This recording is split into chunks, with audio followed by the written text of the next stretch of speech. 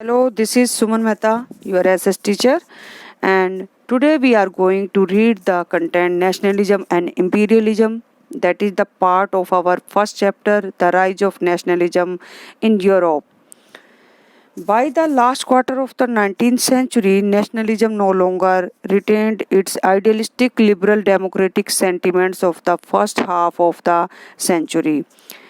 19th century के last quarter में बेटा जो नेशनलिज्म की फीलिंग थी वो पहले जैसे अपने आदर्श रूप में नहीं थी। मतलब जैसे पहले लिबरल और डेमोक्रेटिक सेंटिमेंट्स अराइज हुई थी first half of the century में, वैसी फीलिंग्स अब नहीं रही, but became a narrow creed with limited ends. अभी बहुत कम लोग और बहुत कम उद्देश्यों के साथ नेशनलिज्म की फीलिंग के साथ स्ट्रगल कर रहे थे या फिर अपनी डिमांड रूलर्स के सामने रख रहे थे।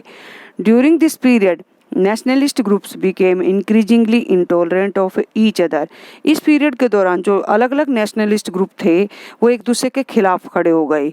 उनमें जो है इंटॉलरेंट की फीलिंग आ गई, मतलब वो एक दूसरे को सहन नहीं कर सकते थे और किसी भी टाइम युद्ध करने के लिए वो तैयार हो जाते थे या लड़ाई करने के लिए तैयार हो जाते थे। The major European powers, in turn, manipulated the nationalist aspirations of the subject peoples in Europe to further their own imperialist aims.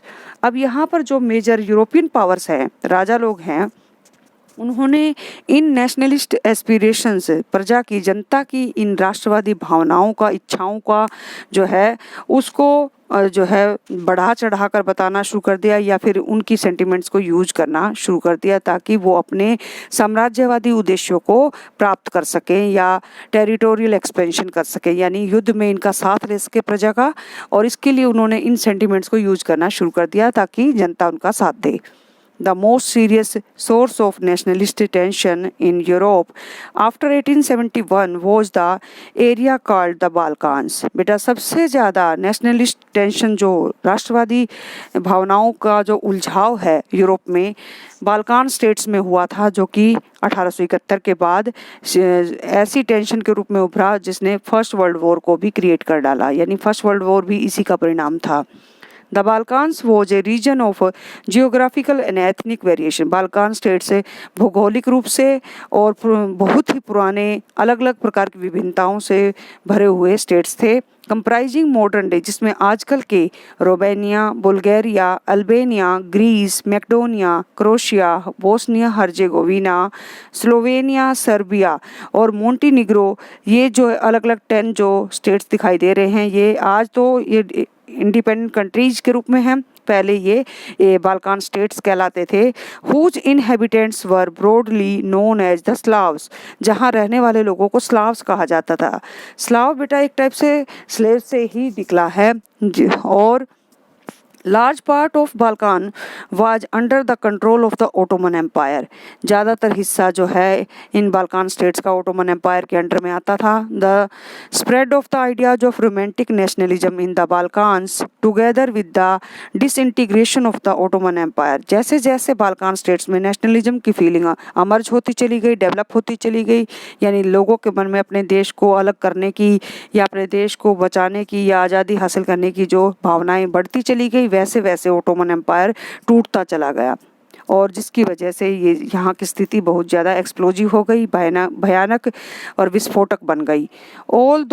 All through the 19th century, the Ottoman Empire had sought to strengthen itself through modernization and internal reforms. हालांकि Ottoman empire ने अपने आप को बचाने की कोशिश भी की, अपनी ताकत को वापस हासिल करने के लिए उसने यहाँ पर मॉडर्न वेज अडोप्ट करना शुरू कर दिया और इंटरनल रिफॉर्म्स करने भी शुरू कर दिए, यानी अंदरूनी स्तर पर सुधार करने भी शुरू कर दिए, but with very little success, परंतु उसको सफलता बहुत कम मिली। वन बाय वन, एक एक करके इसके जो यूरोपियन सब्जेक्ट नेशनलिटीज थी, यानी अलग अलग जो इसके पार्ट्स थे, वो इससे अलग होते चले गए, इसके कंट्रोल से बाहर होते चले गए और उन्होंने अपनी इंडिपेंडेंस डिक्लेयर कर दी।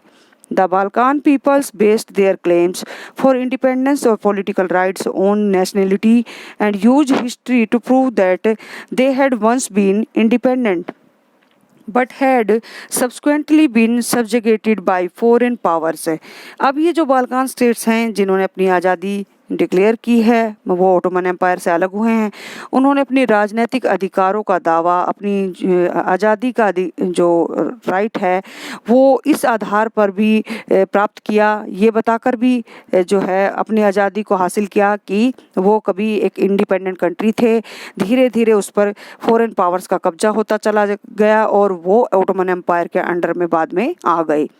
तो इस आधार पर उन्हें आज़ादी मिलनी चाहिए क्योंकि वो पहले कभी इंडिपेंडेंट कंट्री के रूप में रहे हुए हैं। Hence, the rebellious nationalities in the Balkans thought of their struggles as attempts to win back their long lost independence. इस अपनी इंडिपेंडेंस की प्रोसेस को या स्ट्रगल को एक ऐसे कार्य के रूप में उन्होंने, वहाँ के देश प्रेमियों ने, बाल्कान स्टेट्स के जो राष्ट्रवादी लोग थे उन्होंने इस रूप में देखा इस संघर्ष को कि ये उनकी लंबे समय से खोई हुई आज़ादी को वापस लाने की प्रोसेस है। यानी बहुत समय तक से वो किसी और कंट्री के अंडर में अपना लाइफ जी रहे हैं, अब उन्हें आज़ादी चाहिए क्योंकि उनका देश कभी आज़ाद था। As the different Slavic nationalities struggled to define their identity and independence, the Balkan area became an area of intense conflict. जैसे ही ये स्लेविक नेशनलिटीज, अलग अलग नेशन एक दूसरे से अलग हुए तो अपनी पहचान बनाने के लिए, अपनी आज़ादी को मेंटेन करने के लिए इन्होंने क्या किया, एक दूसरे को के साथ ये उलझते चले गए। गहरे इनके जो है झगड़े शुरू हो गए। इंटेंस कॉन्फ्लिक्ट, बहुत ज़्यादा लड़ाई झगड़ा एक दूसरे के साथ करने लगे क्योंकि अपने टेरिटोरियल एक्सपेंशन करने की ताक में ये लोग रहते थे। The Balkan states were fiercely jealous of each other and each hoped to gain more territory at the expense of other. ये जो बाल्कान स्टेट्स थे ये बहुत ज़्यादा एक दूसरे से जो है ईर्ष्या करते थे और ये उम्मीद करते थे कि ज़्यादा से ज़्यादा जो है वो दूसरे के ऊपर जो है अटैक करके उसके एरिया को अनेक्स कर लें और अपने एरिया का एक्सपेंशन कर दें, यानी दूसरे एरियाज के लोगों को हराकर उनके देश को अपने कब्जे में ले लें।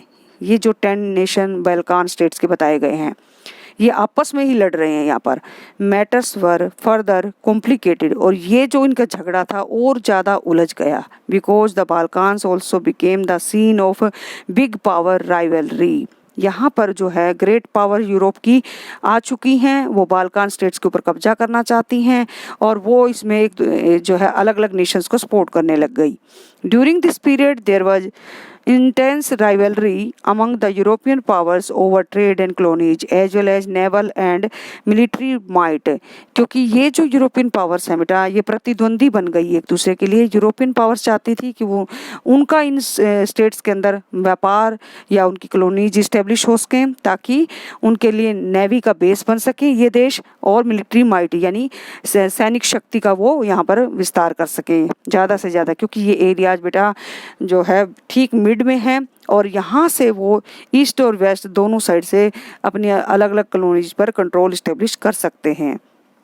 These rivalries were very evident in the way the Balkan problem unfolded। जैसे जैसे ये उनकी जो है राइवलरी प्रतिद्वंदिता बढ़ती चली गई, एक दूसरे के खिलाफ वो एक दूसरे अलग अलग नेशंस को सपोर्ट कर रहे हैं, वैसे वैसे बाल्कान की प्रॉब्लम जो है वो खुले रूप में सबको दिखाई देने लगी। यानी ये झगड़ा इतना बढ़ गया कि ये पूरे वर्ल्ड में जो है फेमस हो गया।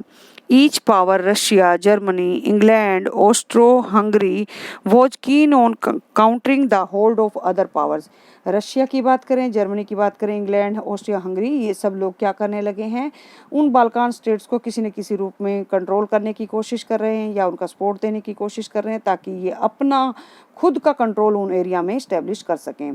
This led to a series of wars, जिसकी वजह से एक युद्धों की श्रृंखला शुरू हो गई, एक के बाद एक जो है अलग अलग एरियाज एक दूसरे के साथ इन्वॉल्व होते चले गए लड़ाई में और आखिरकार फर्स्ट वर्ल्ड वॉर शुरू हो गया। यानी इस संघर्ष के दौरान काफ़ी कुछ ऐसे सर्कमस्टांसेस हुए कि राइवलरी की वजह से एक दूसरे को ये लोग षड्यंत्र करने लगे और इन षड्यंत्रों की वजह से ये युद्ध शुरू हुआ जो कि फर्स्ट वर्ल्ड वॉर कहलाया, क्योंकि ह्यूज लेवल पर ये युद्ध लड़ा गया और इसके अलावा इसमें काफ़ी रिसोर्सेज भी यूज हुए और काफ़ी जो है डेंजरस इफ़ेक्ट भी इसके देखने को मिले।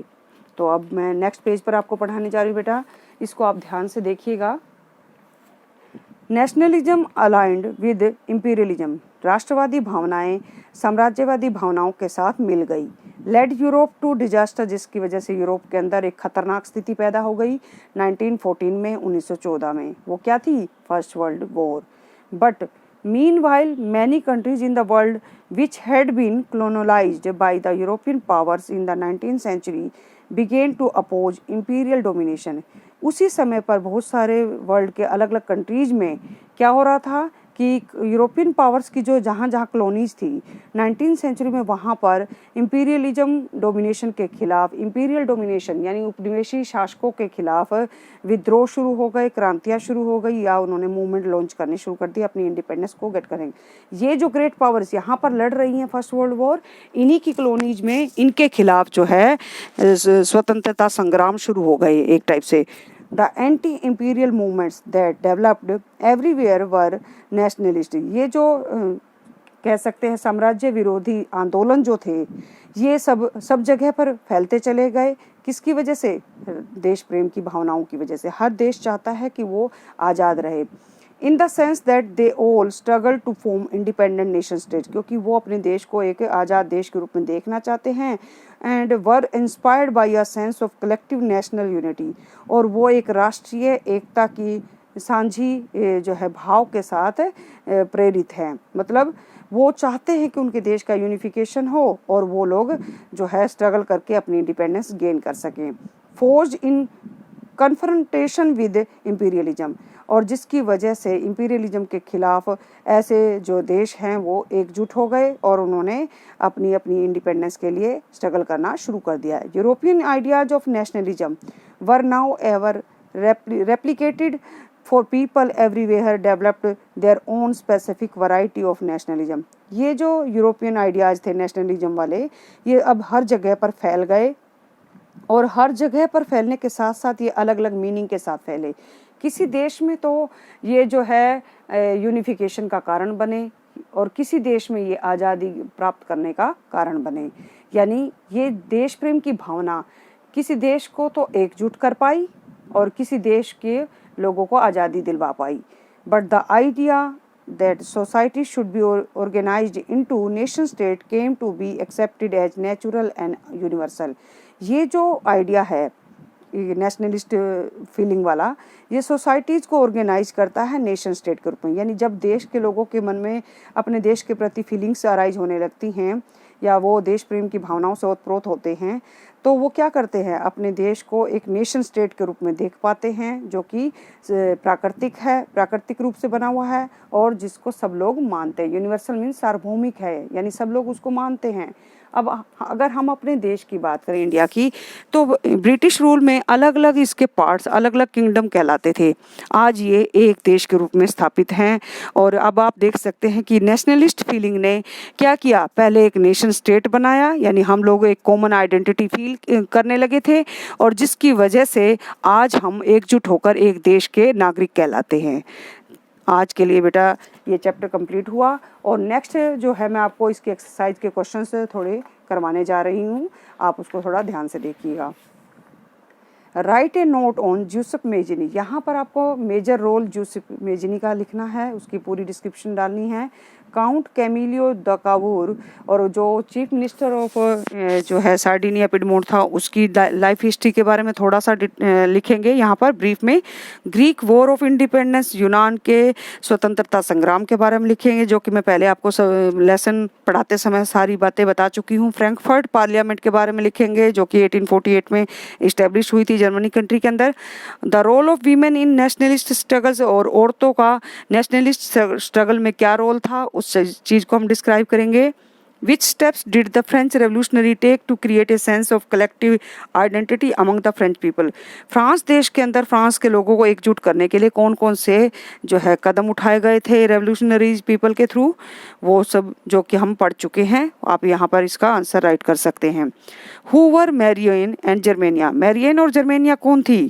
ये हैं allegories of the different nations, जो कि फ्रांस और जर्मनी को डिपिक्ट करती हैं। What was the importance of the way in which they were portrayed, इनकी एट्रीब्यूट्स को इसमें शामिल किया गया है जिसकी वजह से इनके पोर्ट्रेट को हम एक अलग नेशन के रूप में देख पाते हैं।